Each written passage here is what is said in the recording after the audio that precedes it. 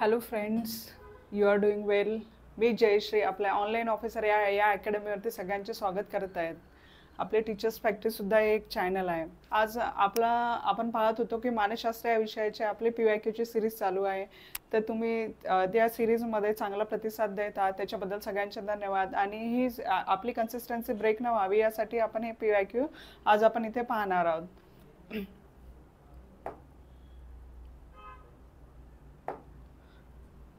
तर या PYQची आपली खूप चांगली प्रॅक्टिस होत आहे. याच्याबरोबर आपल्याकडे खूप साऱ्या नोट्स वगैरे सुद्धा अवेलेबल आहे. तर तुम्ही आता याची नोट्समधून इन डिटेल्समध्ये तुम्हाला आता भरपूर वेळ मिळाला आहे TET एक्झामसाठी 2 महिने.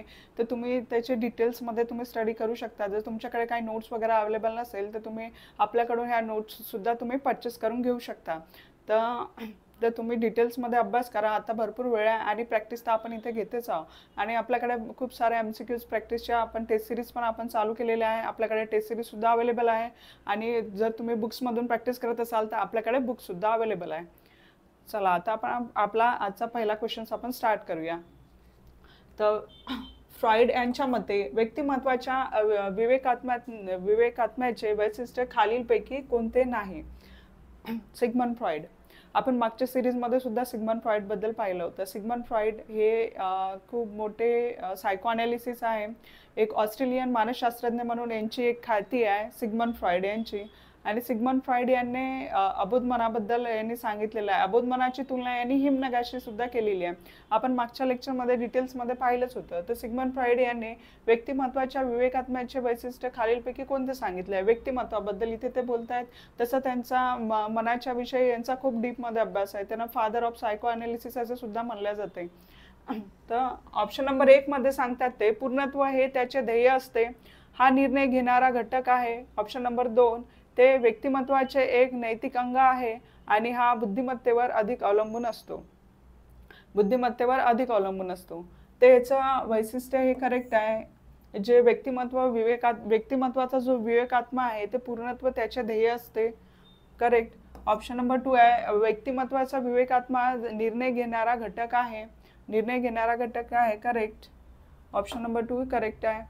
ऑप्शन नंबर 3 आहे व्यक्तिमत्वाचे एक नैतिक अंग आहे. आपल्या व्यक्तिमत्व विकासात नैतिकतेला खूप महत्त्वाचं स्थान आहे आणि सिग्मंड फ्रॉइड सुद्धा तेच म्हणतात. व्यक्तिमत्व विकासात व्यक्तिमत्वाचे एक नैतिक अंग सुद्धा आहे. व्यक्तिमत्वाचे एक नैतिक अंग सुद्धा आहे. हे सुद्धा करेक्ट आहे. म्हणजे हे सगळे वैशिष्ट्य यांनी व्यक्तिमत्वाचे वैशिष्ट्य सांगितलेले आहे सिग्मंड फ्रॉइड यांनी. तसं तर त्यांचा अभ्यास एक फादर ऑफ सायको अनालिसिस सुद्धा त्यांना म्हणतात. मनाबद्दल त्यांनी खूप काही त्यांचे बुक्स पण सुद्धा आहे मनाबद्दल. तर बुद्धिमत्तेवर अधिक अवलंबून असतो असं नाही, कारण त्याचा डीप स्टडी हा मनावरती आहे आणि त्यांनी मनाबद्दलच सांगितलं. अबोध मन हे काय असते, आपले जे अबोध मन, चेतन मन आणि अचेतन मन याच्याबद्दल त्यांनी सांगितलेलं आहे. चेतन मनात काय चालू असतं हे आपल्याला माहिती असते, पण आपल्या जे डेली वर्तनावर, मानवाच्या वर्तनावर हा अबोध मनाचा जास्त परिणाम होतो. अचेतन मनाचा आपल्या वर्तनावरती परिणाम होतो अशी यांचा सिद्धांत सुद्धा आहे.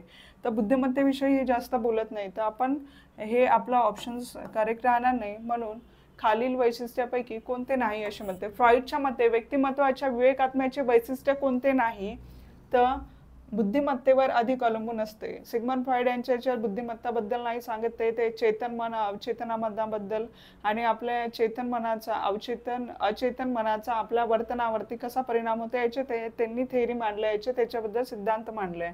तर ऑप्शन्स आपला करेक्ट ऑप्शन राहील. ऑप्शन नंबर 4 हे करेक्ट ऑप्शन राहील. सिग्मंड फ्रॉइड यांच्या मते व्यक्तिमत्वाच्या विवेकात्म्याचे वैशिष्ट्य म्हणजेच बुद्धिमत्तेवर खालीलपैकी नाही असं म्हणता येतं. बुद्धिमत्तेवर अधिक अवलंबून असते. नेक्स्ट पाहू. स्मरण म्हणजे आपलं झालंच आहे. स्मरण म्हणजे ऑप्शन नंबर 1 प्रतिमा, ऑप्शन नंबर 2 कल्पना, ऑप्शन नंबर 3 धारणा, ऑप्शन नंबर 4 यापैकी नाही. तर स्मरण म्हणजे ऑप्शन नंबर 3 धारणा. स्मरण म्हणजे धारणा. आता प्रतिमा आणि कल्पना म्हणजे काय? प्रतिमा म्हणजे अध्ययनार्थाने जे पूर्वीच्या काळात जे अनुभव घेतलेले आहे ते त्याच्या मनपटलावर येणे म्हणजेच आपण प्रतिमा असं म्हणतो. आणि प्रतिमेमध्ये उद्दीपक नसताना सुद्धा पूर्वीचे अनुभव त्याच्या मनपटलावर उमटणे किंवा त्याचं पुनरुज्जीवन होणे म्हणजेच प्रतिमा असं म्हणतो. आणि कल्पना, कल्पना म्हणजे ज्या काही निवडक प्रतिमा, ज्या काही प्रतिमा तयार होत्या त्या प्रतिमेमधल्या काही निवडक प्रतिमा घेऊन त्या प्रतिमा त्याच्या मनपटलावर आगळ्या वेगळ्या स्वरूपात येणे म्हणजेच कल्पना करणे, म्हणजेच कल्पना होते. प्रतिमा आणि कल्पना. तर ऑप्शन नंबर 3 स्मरण म्हणजेच धारणा. नेक्स्ट पाहू,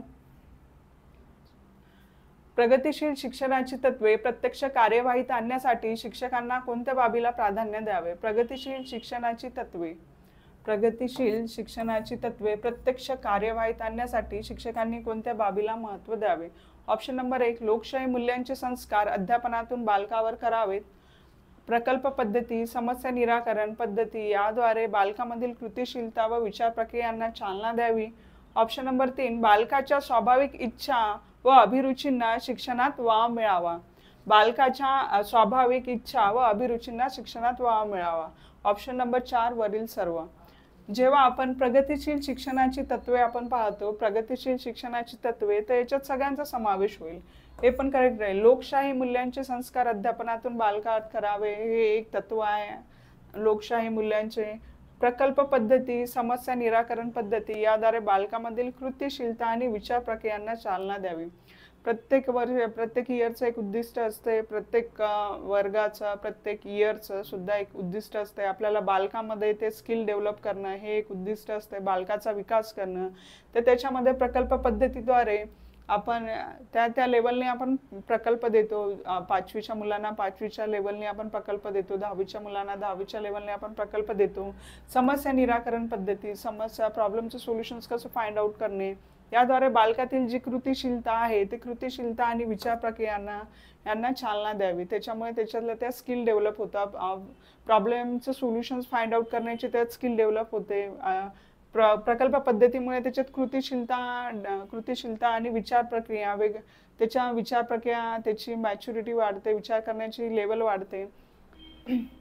हे पण करेक्ट राहील. प्रगतिशील शिक्षणाची तत्वे प्रत्यक्ष कार्यवाहीत आणण्यासाठी आपण हे नक्कीच आपण अंमलात आणू शकतो आणि हे आपण आपले एक उद्दिष्ट पण असते. त्याच्यामुळे आपल्या शिक्षणाचं एक व्यक्तिमत्व, विद्यार्थ्यांचा व्यक्तिमत्वाचा विकास सुद्धा होतो आणि त्याचे एक उद्दिष्ट सुद्धा साध्य होते. बालकाच्या स्वाभाविक इच्छा व अभिरुचींना शिक्षणात वाव मिळावा. बालकाच्या ज्या काही इच्छा आहे आणि बालकाची आवड, तर यांना सुद्धा शिक्षणात वाव मिळावा. तर हे सुद्धा एक उद्दिष्ट आहे. जेवढी आपण शिक्षणाबद्दल आवड निर्माण करू, वेगवेगळ्या कृतीमधून, वेगवेगळ्या प्रोजेक्टमधून, वेगवेगळे कार्यक्रम वगैरे राबवून, तर तेवढीच विद्यार्थ्यांना शाळेबद्दल एक अटॅचमेंट राहील, एक आवड लागेल आणि त्याच्यातून विद्यार्थ्यांचा सुद्धा विकास होईल आणि आपले उद्दिष्ट सुद्धा प्राप्त होईल. तर प्रगतिशील शिक्षणासाठी तत्वे प्रत्यक्ष कार्यवाहीत आणण्यासाठी शिक्षकांनी वरील सर्व, ऑप्शन नंबर 4 हे करेक्ट ऑप्शन आहे आपला, वरील सर्व बाबीला प्राधान्य द्यावे. ऑप्शन नंबर 4 हे आपला करेक्ट ऑप्शन आहे. नेक्स्ट क्वेश्चन आहे, स्पियरमनच्या बुद्धिमत्तेच्या उपपत्तीमध्ये व्यक्तितर्क, अनुमान, परस्पर संबंध खालीलपैकी कोणत्या घटकामुळे लावते? खालीलपैकी कोणत्या घटकामुळे लावते? स्पियरमनच्या बुद्धिमत्तेच्या उपपत्तीप्रमाणे व्यक्तितर्क, अनुमान, परस्पर संबंध कोणत्या घटकामुळे लावते? आता स्पियरमनचा बुद्धिमत्तेचा द्विघटक सिद्धांत आपण पाहिला. द्विघटक सिद्धांत, तर त्या द्विघटक सिद्धांतामध्ये सामान्य घटक आणि विशेष घटक या दोन घटकाबद्दल बोललेलं आहे. कारण ते द्विघटक सिद्धांत आहे. द्विघटक सिद्धांतामध्ये सामान्य घटक आणि विशेष घटक. तर सामान्य घटकमध्ये त्यांनी हे सांगते, जे दैनंदिन जीवनात व्यक्ती, बालक जे काही आपण रोज डेली वर्क करतो, तर त्याच्यामध्ये ज्या काही क्षमता विकसित असतात तर ते सगळ्या लोकांत सारख्याच क्षमता विकसित असतात. हे झालं सामान्य घटक. आणि विशेष घटकामध्ये जर एखादा व्यक्ती एखाद्या वेगळ्या फील्डमध्ये तो त्याचे जर प्रॉब्लेम चांगल्या प्रकारे सोडवत असेल, तर त्याच्यात ते जे क्षमता आहे तर ती भिन्न प्रकारची ती क्षमता त्याच्यामध्ये डेव्हलप आहे, तर ते झालं विशेष घटक.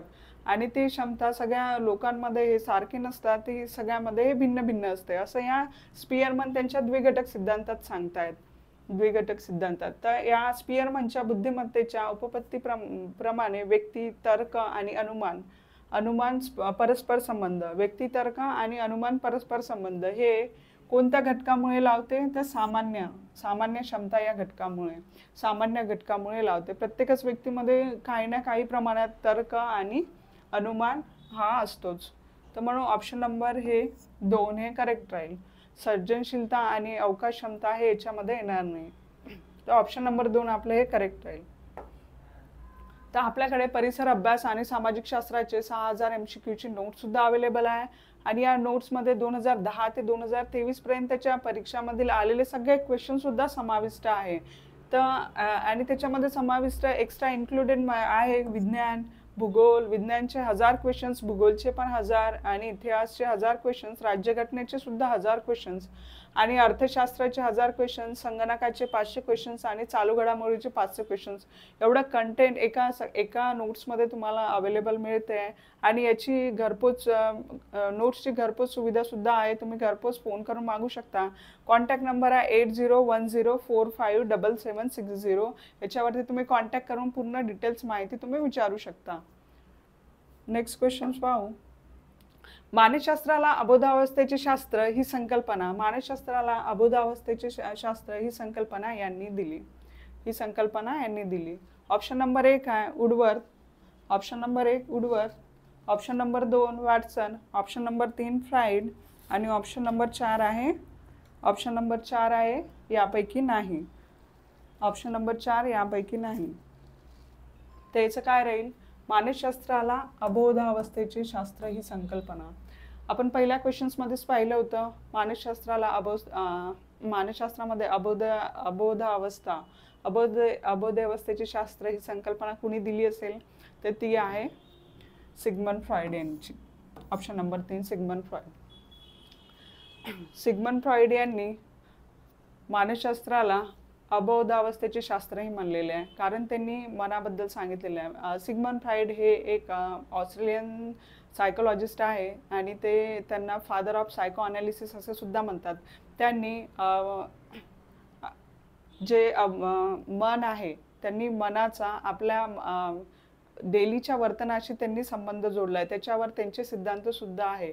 आपलं जे चेतन मन आणि अचेतन मन हे याच्याबद्दल त्यांनी सांगितलेलं आहे की आपले जे चेतन मन असते, आपल्या चेतन मनात काय चालू आहे या गोष्टी आपल्याला काही अंशी माहीत असते, पण अचेतन मनाचा आपल्या वर्तनावर कसा इम्पॅक्ट होतो तर हे यांनी त्यांच्या सिद्धांतात मांडलं आहे. अचेतन मन म्हणजेच अबोध.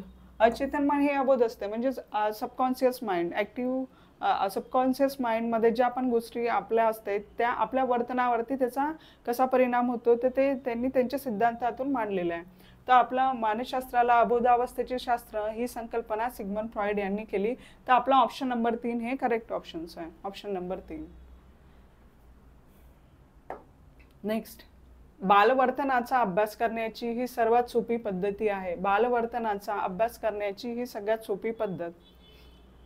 बालवर्तनाचा अभ्यास करण्यासाठी आपण निरीक्षण, अंतर्निरीक्षण, आत्मनिरीक्षण यापैकी नाही. तर बालवर्तनाचा अभ्यास, बालकांचा अभ्यास करण्यासाठी आपल्याला बालकाचे निरीक्षण करणं ही सगळ्यात उपयोगी आणि सगळ्यात सोपी पद्धत आहे. बालकांचं निरीक्षण. ऑप्शन नंबर 1 करेक्ट आहे. बालकांचा विकास. आपलं जे प्राथमिक, आता आपण सगळे जे TETचे सगळे आपण प्रॅक्टिस करत आहोत तर TETचे सगळे जे काही शिक्षक बंधू भगिनी आहे तर त्यांनी आपल्याला माहितीच आहे की आपला जे उद्देश आहे की बालकांचा सर्वांगीण विकास होणे हे आपलं एक उद्दिष्ट आहे. तर आपण बालकांचा विकास आपल्या डेली रुटीनमधला आहे. बालक कसा वागतो, तो बसतो, तो अस्वस्थ आहे, काय आहे, तर हे निरीक्षणामधून बालकाच्या वर्तनाचा अभ्यास आपण निरीक्षणातूनच करतो. ही सगळ्यात महत्त्वाची आणि सगळ्यात सोपी पद्धत आहे. तर अंतर्निरीक्षण आणि आत्मनिरीक्षण. अंतर्निरीक्षणामध्ये तर ही तर एक हायर लेवलची अंतर्निरीक्षण, एक हायर लेवलची एक पद्धती आहे. ही बालकावरती कधीच हे राहणार नाही. आणि आत्मनिरीक्षण, आपण सेल्फ, आपलं जे स्वतःचं आपण निरीक्षण करतो याला आपण आत्मनिरीक्षण म्हणतो. आणि अंतर्निरीक्षणसाठी आपण मेडिटेशनचा यूज करून आपण अंतर्निरीक्षण हे केलं जाते. तर हे झालं बालक वर्तनाचा अभ्यास करण्यासाठी निरीक्षणची सगळ्यात सोपी पद्धती आहे. आपल्या बालकामध्ये वेगवेगळ्या स्किल आपल्याला डेव्हलप करायच्या असेल तर त्याचा आपण बारकाईने निरीक्षण करून त्याच्या कुठल्या स्किलमध्ये तो चांगला आहे, कुठल्या याच्यात कमी आहे, तर हे जाणून आपण त्याचा विकास करू शकतो. तर निरीक्षण ही सगळ्यात सोपी आणि सगळ्यात चांगली एक पद्धती आहे बालवर्तनाचा अभ्यास करणारी. आणि हायर लेवल एज्युकेशनला पण सुद्धा आपण, मिडल एज्युकेशनला सुद्धा पण आपण निरीक्षण पद्धतीचा उपयोग करतात. जसं की निरीक्षण म्हणजे ऑब्झर्वेशन्स पण आपण करू शकतो. जे आपले एक्सपेरिमेंट असतात, प्रॅक्टिकल्स, जे जे काही आपल्या सिलेबसमध्ये प्रॅक्टिकल्स वगैरे आहे, तर त्याच्या जे नोंदी असते ते आपण निरीक्षणातूनच घेतो. तर त्याच्यामुळे निरीक्षण पद्धती तिथे सुद्धा एक डेव्हलप होते. आणि बालकाच्या वर्तनाचा अभ्यासच नाही, तर आपण जे काही आपल्या अध्यापन पद्धतीमध्ये आहे त्याच्यात सुद्धा आपण निरीक्षणाचा उपयोग केलेला आहे. आणि ती प्रत्येक विद्यार्थ्यामध्ये ही निरीक्षण पद्धती डेव्हलप व्हावी, ही निरीक्षण स्किल डेव्हलप व्हावी, याच्यासाठी एक्सपेरिमेंट सुद्धा आपण घेतो आणि त्याच्यातून कसे निरीक्षणे घ्यायचे काय, याच्यातून विद्यार्थ्यामध्ये निरीक्षण स्किल हे डेव्हलप होते. तर नेक्स्ट पाहू, बालकेंद्रित शिक्षणासाठी खालीलपैकी कोणती बाब लक्षात घेणे गरजेचं आहे? बालकेंद्रित शिक्षण, बालकांमधील व्यक्तिभेद, शिक्षण हक्क अधिनियम आणि बालकांचे अधिकार. ऑप्शन 4 वरील सर्व. बालकेंद्रित शिक्षण ही बालकाशी निगडीत आणि याच्या केंद्रस्थानी बालक असतो. बालकाच्या केंद्रस्थान या शिक्षण पद्धतीमध्ये केंद्रस्थानी हा बालक असतो आणि याच्यामध्ये बालकाचा सर्वांगीण विकास हा सगळ्यात मोठं या शिक्षण पद्धतीचं ध्येय असते. आणि बालकाचा विकास होण्यासाठी बालकाचा विकास होण्यासाठी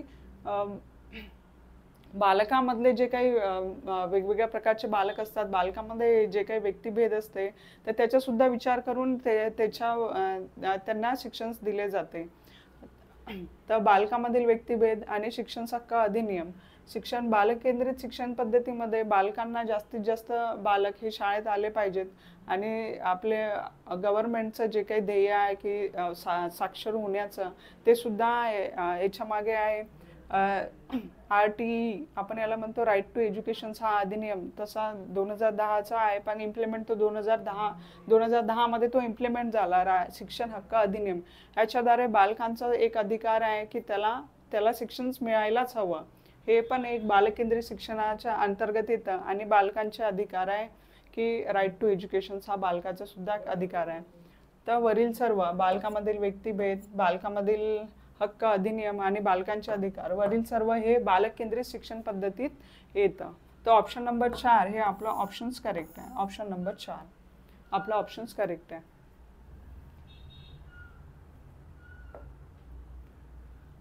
शिक्षक पात्रता परीक्षा मानसशास्त्राविषयी, याच्यामध्ये MCQs आणि नोट्स पेपर फर्स्ट आणि पेपर सेकंडसाठी सुद्धा आपल्याकडे अवेलेबल आहे. त्याच्यामध्ये 2010 पासून तर 2021 पर्यंतच्या जेवढ्या परीक्षा आहेत त्याच्यामध्ये आलेले जे काही क्वेश्चन्स आहे ते त्यात इन्क्लुडेड आहे.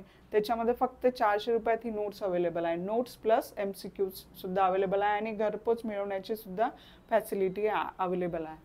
तर नेक्स्ट पाहू, प्रयत्न प्रमाद पद्धती या प्राण्यावर प्रयोग केले जाते. हा एकदम सोपा क्वेश्चन आहे. प्रयत्न प्रमाद पद्धती थॉर्नडाईक यांची प्रयत्न प्रमाद पद्धती आहे. यांनी वेगवेगळ्या प्राण्यावरती प्रयोग केले. तर याच्यामध्ये सगळ्यात विशेष म्हणजे प्रयत्न प्रमाद पद्धतीमध्ये सराव सगळ्यात महत्त्वाचा असतो. प्रयत्न प्रमाद पद्धतीमध्ये थॉर्नडाईक यांनी सांगितलं यांनी मांजरावरती प्रयोग केला. एका कूपपेटीत एक भुकेलेले मांजर होते आणि त्या कूपपेटीचं दार त्यांनी लावून घेतलं. त्याच्या पुढे बशीत काही मासे ठेवले आणि मांजर जेव्हा त्या माशाकडे पाहतो आणि बाहेर येण्याची तडफड करतो, आधी हातपाय बाहेर काढतो त्या कूपपेटीमधून, नंतर इकडे तिकडे पंजे मारतो. तिथे एक फळी असते, त्या फळीला धक्का लागला की दरवाजा उघडते. आधी तो खूप प्रयत्न करतो आणि नंतर प्रयत्नाने तो तिथे त्याचा धक्का लागतो आणि ते उघडते, दरवाजा उघडते आणि तो मासे खातो.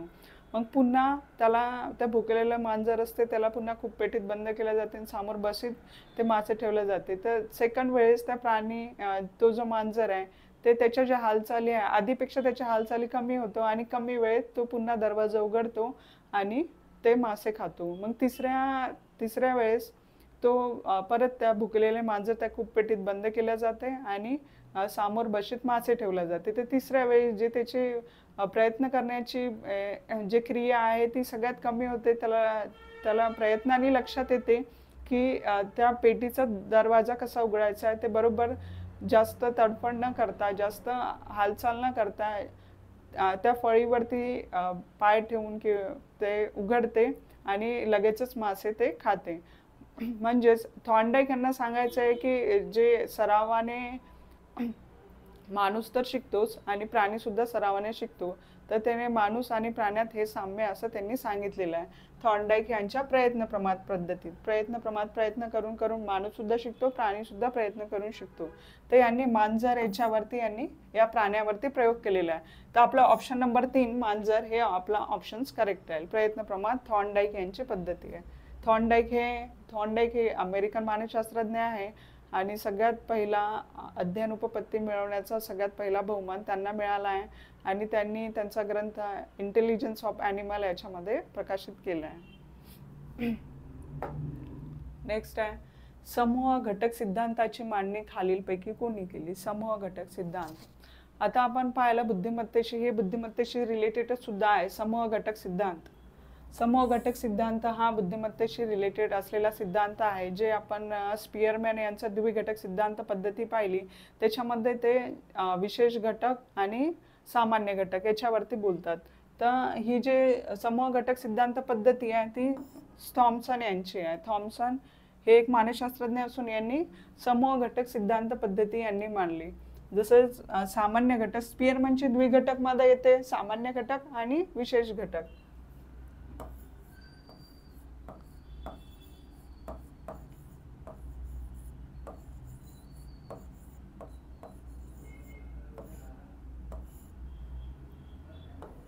सामान्य घटक म्हणजे जनरल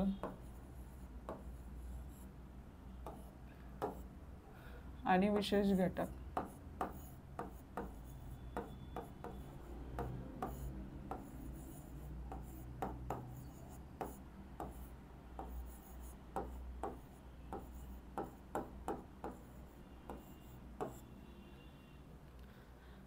थॉमसन यांच्या मतानुसार जे स्पियरमॅन यांनी मांडलेली जी द्विघटक पद्धती होती तर काही जे त्यांनी जे त्याच्या वैशिष्ट्य सांगितले तर हे त्यांच्याशी सहमत आहे, पण काही वैशिष्ट्यांशी हे सहमत नाही आहेत.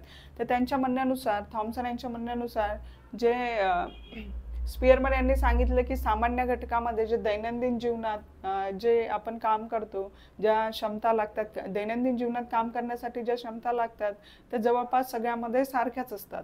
दैनंदिन जीवनात काम करण्यासाठी ज्या क्षमता माणसामध्ये विकसित असतात ते सगळ्या माणसांमध्ये जवळपास सारख्याच असतात.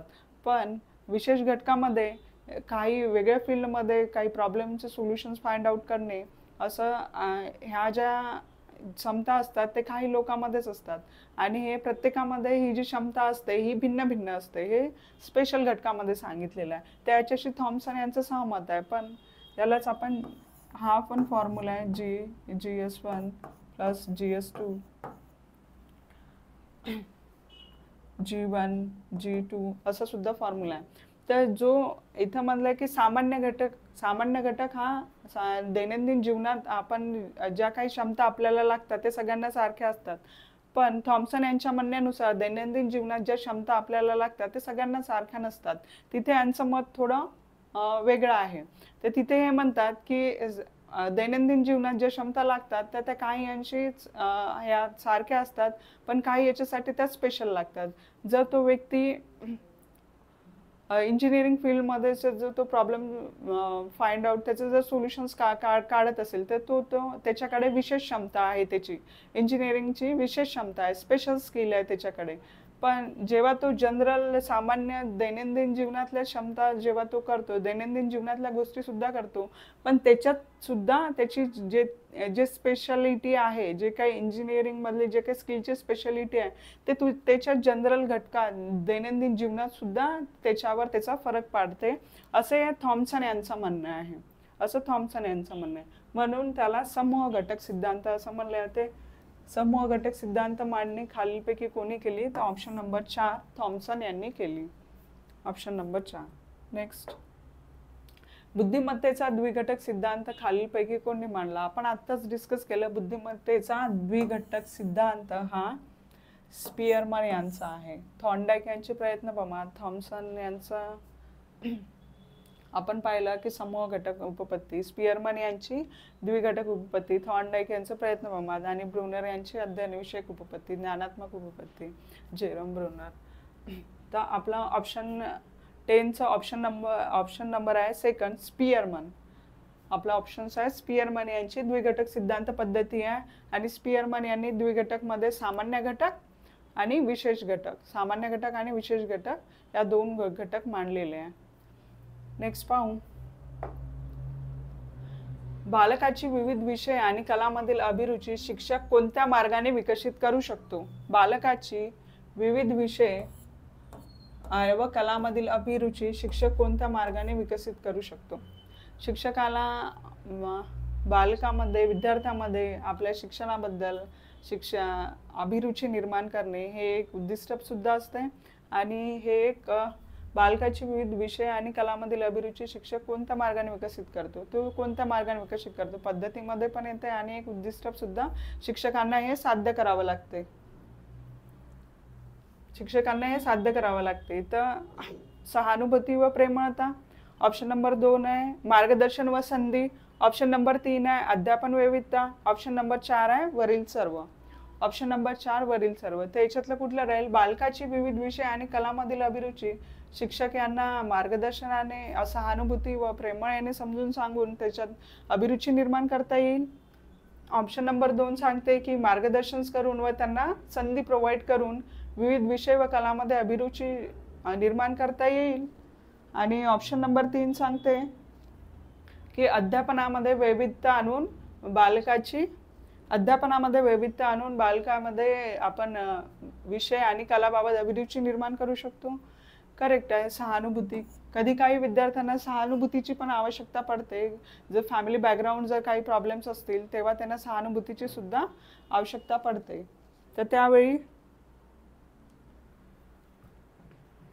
त्यावेळी ही पद्धती सहानुभूती प्रेमळता हे पण यूज करावं लागते. काही वेळी मार्गदर्शन करून आणि त्यांना वेगवेगळी ऑपॉर्च्युनिटीज, संधी प्रोव्हाइड करून सुद्धा त्यांना मार्गदर्शन करावे लागते. त्याच्यामध्ये अभिरुची निर्माण करावी लागते. आणि अध्यापनात वैविध्यता हे पण करेक्ट राहील. तर ऑप्शन नंबर 4 वरील सर्व हे आपलं ऑप्शन्स करेक्ट राहील. अध्यापनात वैविध्यता आणून अध्यापनात आपण वेगवेगळे चार्ट्स, वेगवेगळे प्रोजेक्ट किंवा काही खेळ वगैरे घेऊन पण आपण अध्यापनात वेगवेगळे वैविध्यता आणून आपण विषय आणि कलाबद्दल अभिरुची निर्माण करू शकतो. नेक्स्ट,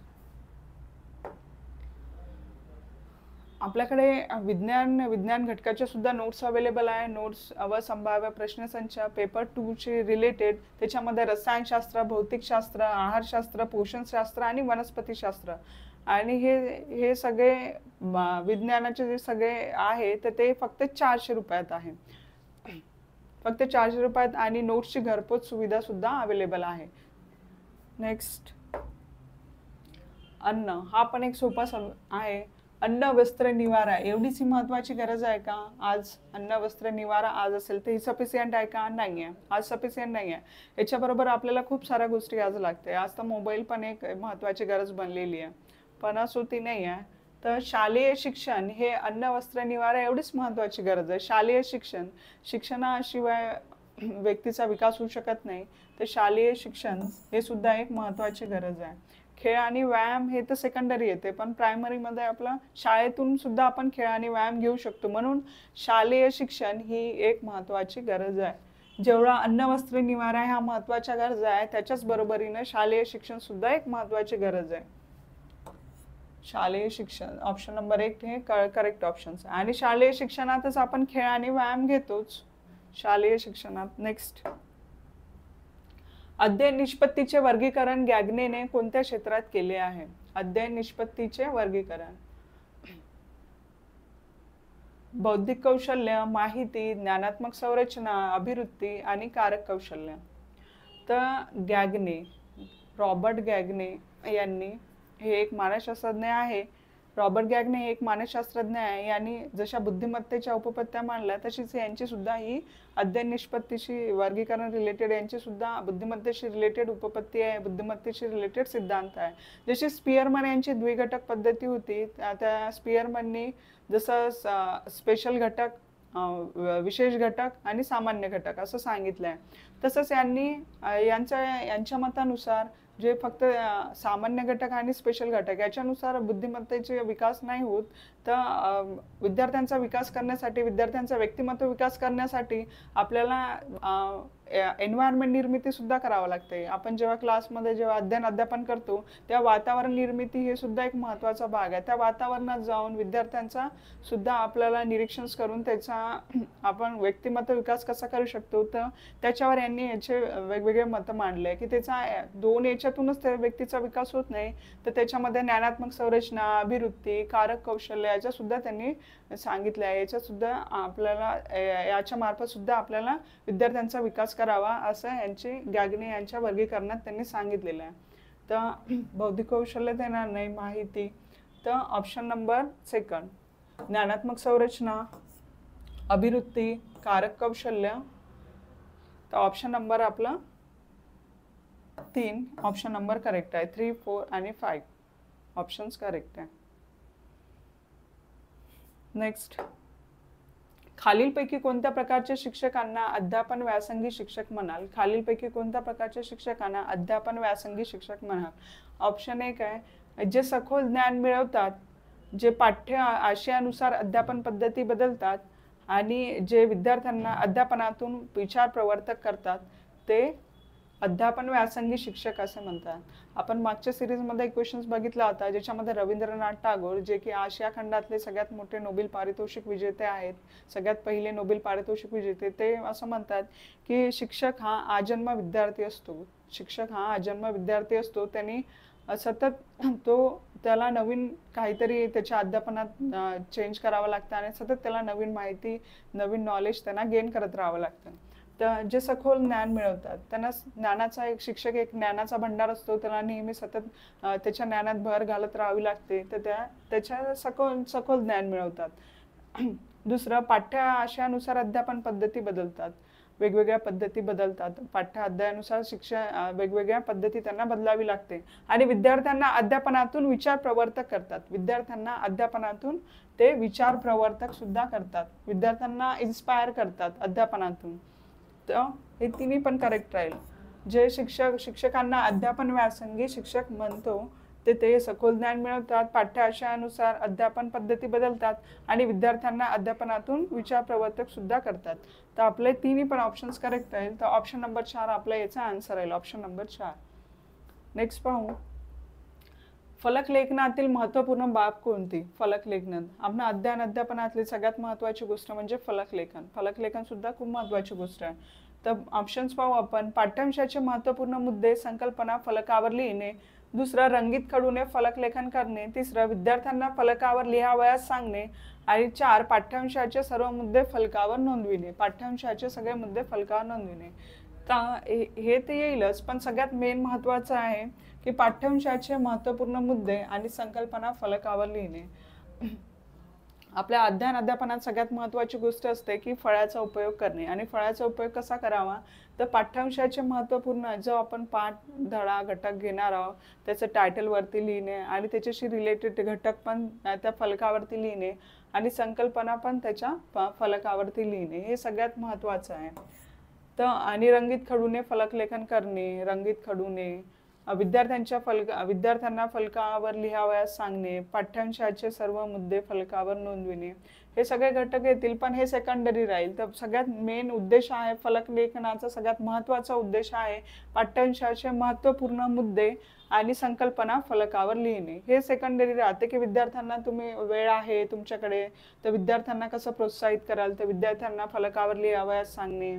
रंगीत खडूने फलकलेखन करणे. एखादा प्रोग्राम वगैरे काही असला तेव्हा फलकावर रंगीत खडूने लिहिणे. पाठ्यांशाचे सर्व मुद्दे फलकावर नोंदविणे. हे सगळं सेकंडरी बाब आहे. तर आपला ऑप्शन्स करेक्ट राहील 15व्याचं. फलकलेखनातील सगळ्यात महत्त्वपूर्ण, सगळ्यात इम्पॉर्टंट, सगळ्यात महत्त्वाचा उद्देश आहे पाठ्यांशाचे महत्त्वपूर्ण मुद्दे आणि संकल्पना फलकावर लिहिणे. ऑप्शन नंबर 1 आपला ऑप्शन्स करेक्ट आहे. प्रयोग पद्धतीचा हेतू खालीलपैकी कोणता असतो? जे आपले प्रयोग घेतले जातात, आपले फिजिक्स, बायोचे, आपल्या शाळेत जे काही एक्सपेरिमेंट्स होतात तर त्याचा नेमका उद्देश काय असतो, त्याच्या मागे घेण्याचा, जी प्रॅक्टिकल एक्झाम्स असते त्याच्या मागे घेण्याचा नेमका उद्देश काय असतो, विद्यार्थ्यामध्ये असं कुठलं कौशल्य आहे की ते प्रॅक्टिकल घेण्यामागे, ते कोणता असा हेतू आहे की ते विद्यार्थ्यामध्ये विद्यार्थ्याचा विकास होईल, विद्यार्थ्याचं व्यक्तिमत्व कोणतं विकास घडवून आणेल. तर निष्कर्षाची पडताळणी करणे, आपण एक्सपेरिमेंटमधून आपण निष्कर्ष काढतो, विद्यार्थ्यास प्रयोग करण्यास प्रोत्साहित करणे, विद्यार्थ्यांच्या निरीक्षण क्षमतेचा विकास करणे.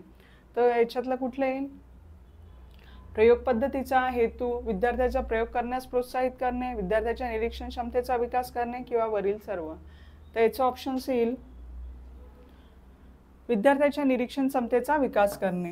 विद्यार्थ्याची निरीक्षण क्षमता, आपण पाहिलं बालवर्तनाचा सुद्धा विकास करायचा असेल तर निरीक्षण क्षमता तिथे सुद्धा येते. आणि प्रयोग पद्धतीचा हेतू सुद्धा हाच आहे, एक्सपेरिमेंटचा हेतू सुद्धा, उद्देश सुद्धा हाच आहे, जे आपलं प्रॅक्टिकल होते त्याचा हेतू हाच आहे की विद्यार्थ्यांच्या निरीक्षण क्षमतेचा विकास करणे. ऑप्शन नंबर 3 हे आपला करेक्ट ऑप्शन्स आहे, ऑप्शन नंबर 3. तर आज आपण इथेच थांबूया.